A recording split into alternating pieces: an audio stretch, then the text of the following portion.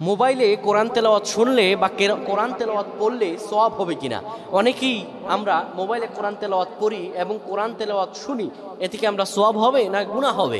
আজকাল সব কিছু কেমন যেন একটি নিয়মতান্ত্রিক বিষয় হয়ে গিয়েছে। আমরা সবাই ফিজিক্যালি কোরআন শরীফ পড়তে চাই না, মোবাইলে অনেক সময় আমরা বেশিরভাগ সময় কোরআন শুনি এবং কোরআন পড়ি।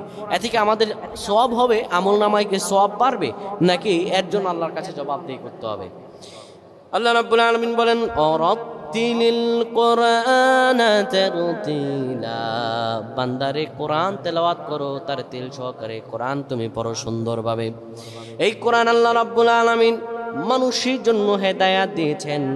এখন দেখা যায় অনেক ভাইয়েরা কোরআন তেলাওয়াত সরাসরি করেন না, কোরআন মোবাইল থেকে পড়েন, কিংবা দেখা যায় অনেক সময় কোরআন তারা মোবাইলে তেলাওয়াত শুনতে থাকেন। কেউ যদি মোবাইলে কোরআন তেলাওয়াত শোনে আল্লাহ রাব্বুল আলামিন ফজিলত দিবেন, কিন্তু কোরআন সরাসরি শোনা এটি উত্তম। আবার কেউ যদি কোরআন তেলাওয়াত পড়ে এইভাবে মোবাইলের মাঝে সওয়াব হবে, কিন্তু সরাসরি কোরআন নিয়ে পড়লে আল্লাহ সওয়াব আরো বাড়িয়ে দিবেন। কোরআনের সঙ্গে একটা ভালোবাসা জন্মাবে, কোরআনের সঙ্গে একটা মহব্বত জন্মাবে। আল্লাহ যেন আমাদের বুঝদান করেন, আমিন।